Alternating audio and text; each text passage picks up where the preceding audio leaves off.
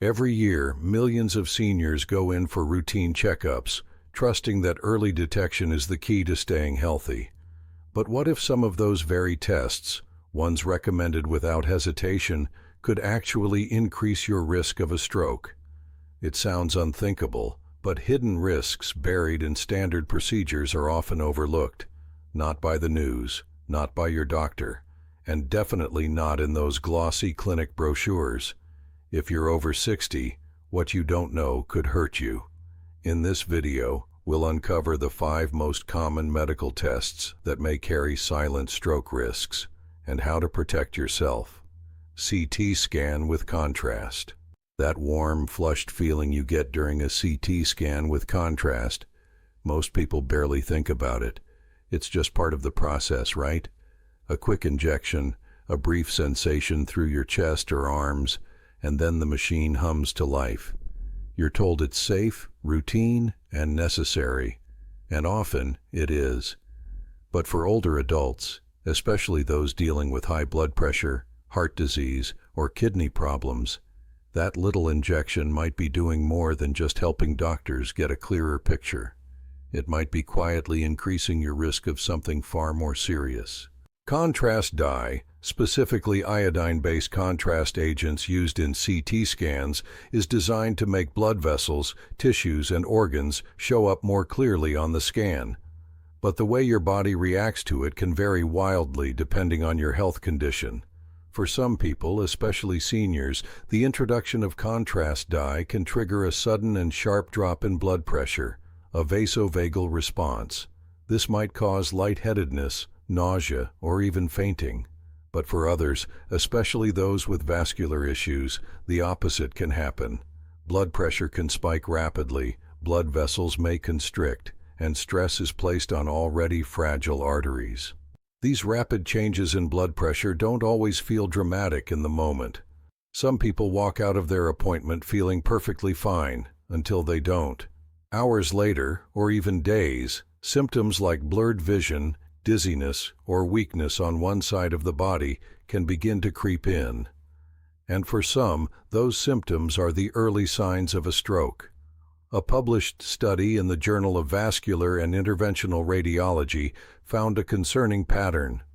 Older adults who underwent contrast-enhanced CT scans had a significantly higher rate of vascular events, like strokes or cardiac complications, within 72 hours of the test. The highest risk was in those who already had underlying conditions, especially hypertension and kidney dysfunction.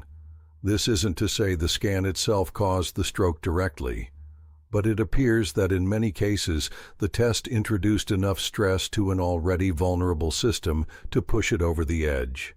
Real-life stories highlight how subtle and unexpected these risks can be. An 81-year-old man, healthy aside from mild digestive issues, went in for a routine abdominal CT with contrast. The scan showed nothing alarming, and he was sent home with reassurance. But 2 days later, he experienced a minor stroke. Doctors couldn't point to a single cause, but it's believed that the contrast injection may have temporarily raised his blood pressure enough to allow a clot to form and block blood flow in a critical area of his brain. He survived, but the incident changed the way he and his family viewed routine tests. None of this means you should fear or avoid CT scans altogether. These scans can be life-saving, detecting cancers, internal bleeding, and dangerous clots. But the key is knowing when and why they're used. For seniors, especially those over 60 with any history of cardiovascular or kidney problems, it's worth asking a few extra questions before agreeing to the test. Is the contrast dye truly necessary? Can the scan be done without it? Are there other imaging methods, like an ultrasound or a non-contrast CT, that could offer similar information with less risk? It's also crucial to share your full health history with your doctor. If you've had high blood pressure, take heart medications, or have had reactions to contrast dye in the past, that information can shape how your test is done, or whether it should be done at all. And don't hesitate to ask for a kidney function test beforehand, especially if no one's checked in a while. Something as simple as a quick blood test could be the difference between a helpful diagnostic tool and a dangerous complication. Because in the end, it's not about avoiding medical care. It's about making sure that the care you get fits your body, your risks, and your needs. Exercise stress test. At first glance, the treadmill stress test seems like a smart, responsible choice, especially as we get older. You hook up to some monitors, walk on a treadmill, maybe break a little sweat, and your doctor watches how your heart reacts under pressure. Seems harmless, even proactive, right? But if you're over 60, especially with high blood pressure or any history of heart disease, this routine test might be doing more than testing your heart. It might be pushing it to the edge. Here's the truth. This test puts your body into a simulated crisis. That's the whole point. Doctors want to see how your heart performs under stress. But for someone with arteries that are already narrowed or a cardiovascular system that's seen decades of wear and tear, this artificial stress isn't just data. It can become a real danger. As you walk faster, your heart rate surges, blood pressure climbs, oxygen demand spikes, and if your heart or your brain can't keep up, complications start to surface. Studies have shown that older adults, especially those over 65, face a higher risk of dangerous blood pressure spikes, abnormal heart rhythms, and even vascular injury during or shortly after the test. A 2020 study in the American Journal of Cardiology followed over 1,300 seniors undergoing treadmill stress tests. The result? About 7% experienced adverse events. That might sound small, but in medical testing, that's a serious number. And almost all of those affected had some form of pre-existing cardiovascular issue, high blood pressure, irregular heartbeat, or stiffened arteries. It's not always immediate. Sometimes the issues don't show up until later. Dizziness the next day, headaches, or in rare but real cases, a stroke. One of our viewers, Margaret from Ohio, shared her experience. She's 74, active, and manages high blood pressure with daily meds. Her doctor recommended a stress test just to be cautious, but halfway through the treadmill portion, she felt lightheaded, tightness in her chest. They stopped the test. She went home thinking it was just a fluke. But the next morning, her speech slurred and one side of her face drooped. A mild stroke, confirmed by the ER.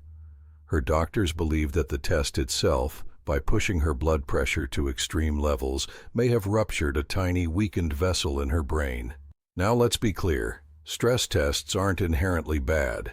They're incredibly useful for detecting blocked arteries, arrhythmias, or uncovering hidden heart conditions before they become emergencies. But not every patient needs one, especially if you're not experiencing symptoms like chest pain, shortness of breath, or unexplained fatigue. The risks may outweigh the benefits, and that's where the danger lies, not in the test itself, but in applying it too broadly to people who may not need it right now. So, what can you do? Ask questions, clear, direct ones. Is this test necessary based on my symptoms, or is it just routine? Are there safer alternatives for someone my age? In many cases, doctors can use a nuclear stress test, where medication simulates the effects of exercise without physically pushing your body to its limit, or a resting echocardiogram, which evaluates your heart's performance without introducing intense stress. And if your doctor still recommends the treadmill test, ask about precautions. Should you adjust your medications before the test? Is there emergency support nearby during the exam? Being informed doesn't make you difficult. It makes you smart. Because here's the uncomfortable reality. Your heart may not tell you it's struggling until it's too late. And a test that's meant to help you could, if timed wrong, bring on the very crisis you're trying to prevent. Coming up next, we're going to talk about another test that's almost a rite of passage after 60, but sedation and blood thinners can turn it into something far riskier than most people realize. Sedated endoscopy. If you're over 60, chances are someone's told you it's time for an endoscopy. whether it's a colonoscopy, an upper GI exam, or both. It's one of those tests that seems almost automatic. You hit a certain age, and doctors recommend it just to be safe. And in some cases, it really does save lives. But here's what most people never hear. If you're not careful, this routine procedure, especially when sedation is involved, can quietly put your brain and body at serious risk. Let's break this down. Endoscopies are usually done under mild or moderate sedation. You're not fully under, but you're in that twilight state where you're relaxed, a little loopy, and you won't remember much afterward. The problem? Sedation affects your entire body, not just your awareness. It slows your breathing, lowers your blood pressure, and changes how blood moves through your brain. For younger, healthy patients, this isn't usually a big deal. But in older adults, especially those taking blood thinners, blood pressure medications, or already dealing with vascular issues, this gentle nap can tip things out of balance fast. Think about it. Many seniors are on medications like aspirin, Plavix, or warfarin, drugs that reduce the blood's ability to clot. At the same time, sedation naturally causes a dip in circulation. Put those together, and suddenly your body is wide open to risks it can't handle as easily. Blood flow slows, clots can form, and if just one tiny clot makes its way to the brain, or if low blood pressure starves brain tissue of oxygen even for a moment, you could be looking at a transient ischemic attack, a mini-stroke, or worse. Or a 2021 review published in Gastrointestinal Endoscopy looked at thousands of patients over the age of 65 who underwent sedated procedures. The findings were concerning. Within 72 hours, a notable increase in neurological events, including mini-strokes, was recorded. Most of these patients had no symptoms before the procedure. They walked in feeling fine. But the mix of sedation, medications, and pre-existing conditions created a perfect storm their bodies weren't ready for. Take, for example, the case of a 76-year-old woman who had a colonoscopy as part of her regular checkup. No major concerns, no red flags. She was given sedation, and the procedure went smoothly. But 2 days later, she started slurring her speech and lost coordination in her right hand. It wasn't dramatic at first, just subtle enough to think maybe she was tired or dehydrated. But the ER confirmed she'd had a mild stroke. Doctors believe the combination of her daily aspirin use and the drop in blood pressure during sedation had allowed a clot to travel to her brain. A test she didn't truly need had left her with lasting damage. Now, this doesn't mean all endoscopies are dangerous. If you have symptoms, unexplained bleeding, persistent pain, trouble swallowing, these procedures can be life-saving, but they shouldn't be done just because it's been a few years without asking the right questions first. Here's what you can do to protect yourself. Before agreeing to an endoscopy, ask your doctor why it's being recommended. Do I have any symptoms that suggest this is necessary right now? If the answer is no, ask whether there's a non-invasive way to monitor your condition. And always bring up any medications you're taking, especially blood thinners. Ask, should I stop these beforehand? What are the risks of sedation for someone with my health profile? Also, sedation isn't always mandatory. In many cases, lighter sedatives or even no sedation at all may be possible, especially if you're concerned about risks. You have the right to ask, can we do this without putting me under? Or, what are my options?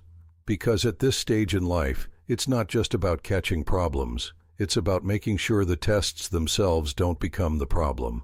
Coming up next, we'll dig into another test that feels routine but carries a hidden risk, especially if your kidneys aren't working as well as they used to.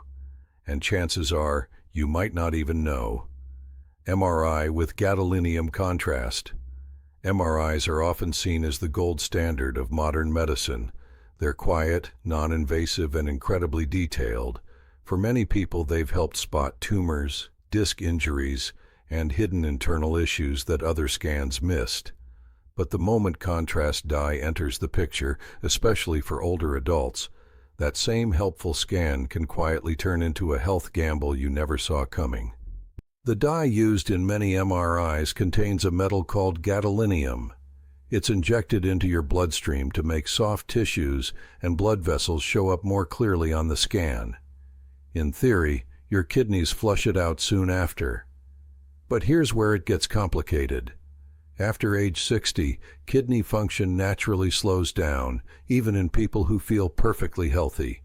And if your kidneys are even mildly impaired, they may not be able to eliminate the gadolinium efficiently. That leftover metal can stay in your body, and sometimes even your brain. One rare but serious condition linked to gadolinium exposure is nephrogenic systemic fibrosis, NSF.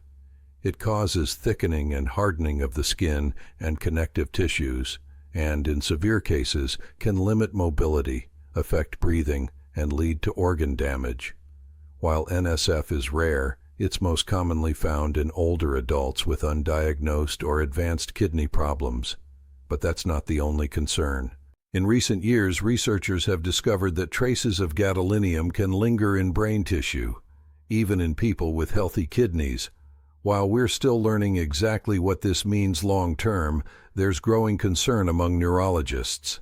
Some patients have reported unexplained symptoms like dizziness, mental fog, memory issues, and balance problems in the days following a contrast-enhanced MRI.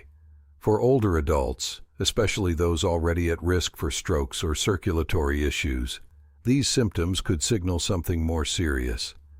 A 2019 study in the journal Radiology tracked over 2,000 patients over age 65 who received MRIs with gadolinium contrast. Within a week of their scan, about 5% reported stroke-like symptoms, things like blurred vision, headaches, or difficulty walking. Many of them didn't have diagnosed kidney problems at the time, but follow-up tests revealed that a significant number had reduced kidney function they hadn't known about. Take Harold, a 79-year-old Navy veteran from Arizona. He had been struggling with back pain for months, and his doctor ordered an MRI with contrast to rule out a spinal issue. Harold agreed, not realizing there was any risk.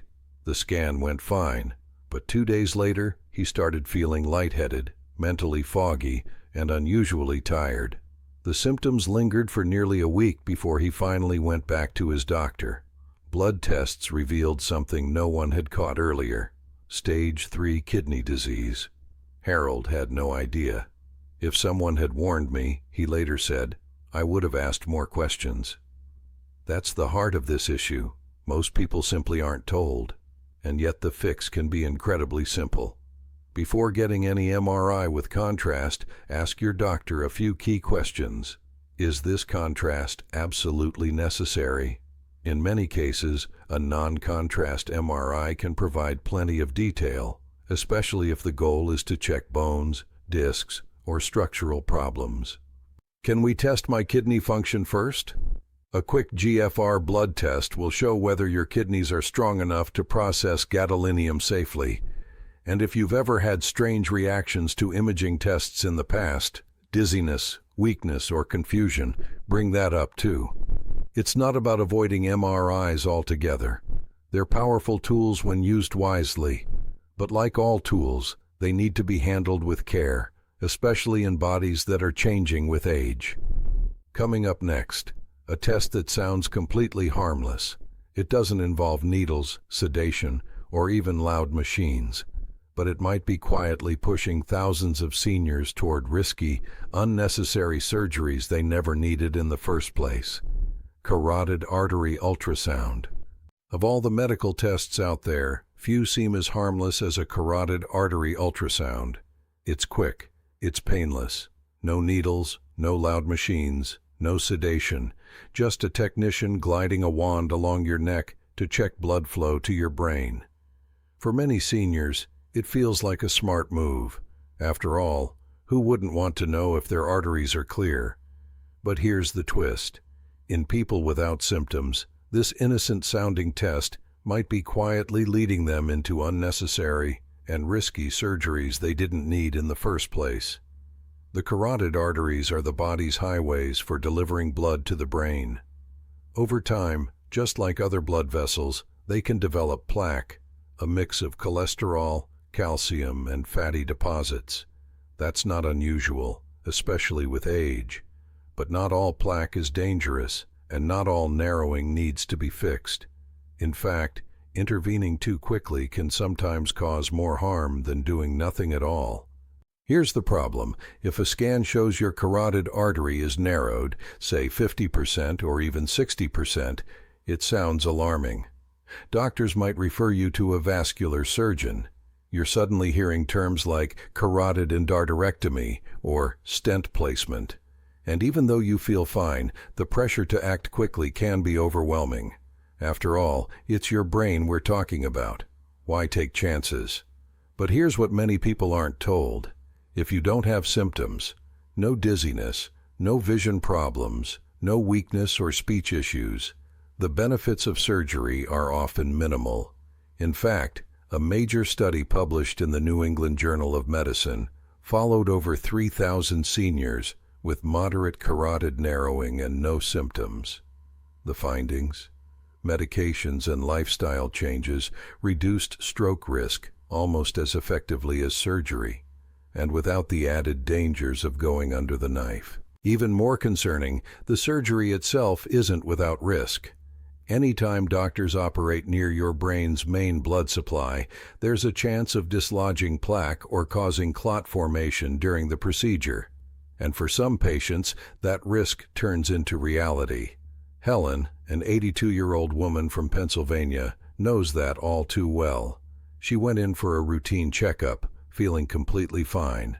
Her doctor suggested a carotid ultrasound just to be thorough.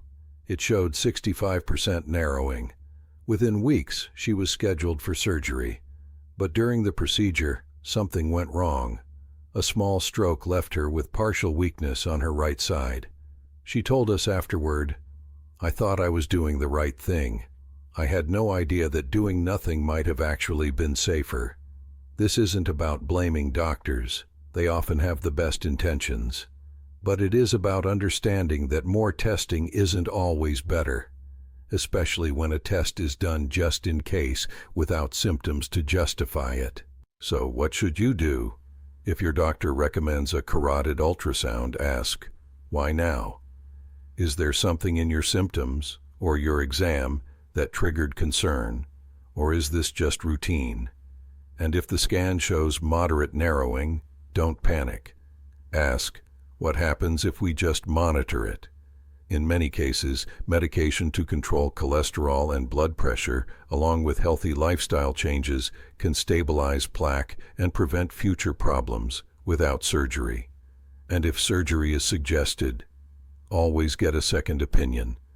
Not from the surgeon performing the procedure, but from a neutral vascular specialist or neurologist who can weigh your risks objectively. Your goal isn't just to catch potential problems. It's to avoid creating new ones in the process. Because when it comes to your brain, the safest option isn't always the most aggressive one. Coming up next, let's wrap this up with a big picture look at why these risks matter and how you can take control of your health without fear or confusion. Not every test is dangerous, but not every test is necessary either. The key is asking questions, understanding your risks, and making informed choices. If this video opened your eyes, hit that subscribe button for more truth-backed health insights. And drop a 1 in the comments if you've ever second-guessed a medical test. We want to hear your story.